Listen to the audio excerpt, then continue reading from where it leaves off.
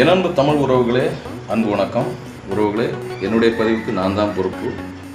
உறவுகளே, நேற்றைய பணி நிமித்தம் இரு சிவில் உறவுகள்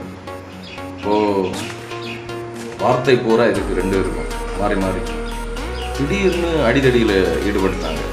இப்போ நம்ம என்ன செய்கிறது? நம்ம பணியில் இருக்கோம், செக்கிங், கண்காணிப்பு, 4 சைடு கேமரா. இப்போ சாலை ஓரத்தில் அடிதடியில் ஈடுபட்டுட்டாங்க. ஓடி போய் அவங்கள தடுத்து நிறுத்தியாச்சு. நீ இந்த சைடு வா, நீ அந்த சைடு போ, மாறி மாறி இதுக்கு காயத்தை ஏற்படுத்தி இல்லை நம்ம ஒரு கம்பெடுத்து அவங்கள அடித்து 2 பேரையும் அடித்து தான் பிரித்து விடணும்னு இல்லை, பிரித்து விட்டாச்சு. இப்போது என்னென்னா, இதில் ஒரு நபர் போதையில் இருந்தார். இப்போது நம்ம ஒரு காவல் பணியில் இருக்கோம். எனக்கு மொத்தத்தில் தமிழ்நாட்டில் தமிழ் மண்ணில் தமிழ் மக்களோட சேர்ந்து இந்த ஒரு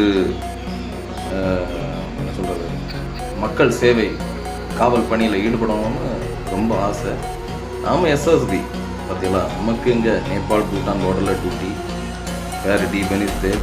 இதில் என்னென்னா, நான் கன்னியாகுமரி மாவட்டம் பாலப்பள்ளம் பேரூராட்சி உறவுல இந்த மத்திக்கூடு பகுதியில் யோவான் சாலை, இந்த சாலை ஓரத்தில் சாலையிலேயே மது அருந்துகிற நிகழ்வு போன அரசாட்சியிலும் இருந்து தற்போதைய அரசாட்சியிலையும் நடைமுறையில் தான் இருக்குது. இப்போ இதில் என்னென்னா, 2 அடிதடி சம்பவங்கள் அதில் நடந்திருக்கு. இப்போ அதை எதிர்த்து நம்ம மனுக்கள் கொடுத்துருக்கோம்.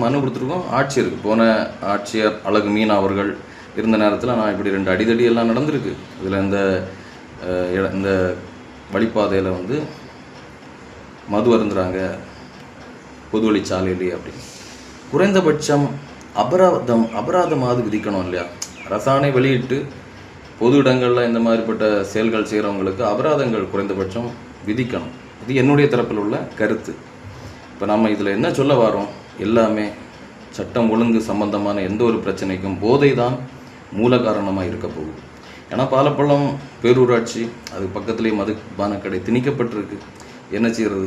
நம்ம விடுமுறையில் நமக்கு எந்த ஒரு பாதிப்பும், சுதந்திரமான ஒரு வாழ்க்கை வாழணும்னு நினச்சா இப்படிப்பட்ட பிரச்சனைகள் நம்ம வாழ்க்கையிலையும் அதை தமிழ் உறவுகளிடத்தில் நம்ம பகிரணும் இல்லையா? இப்போது நேற்றைய நிகழ்வை நான் பகிர்ந்திருக்கேன். இதில் என்ன, நம்ம அதைத்தான் செய்ய முடியும். 2 பேரும் மாறி மாறி அடிச்சுக்கிறாங்க, அதை தடுத்து நிறுத்தியிருக்கோம். ஓகே உறவுகளே, என்னுடைய கருத்து சரியான உள்ளதை ஒன்று சொல்லுங்கள். பொது இடங்களில் மது அருந்துனா சமூக குற்றம், அவங்களுக்கு குறைந்தபட்சம்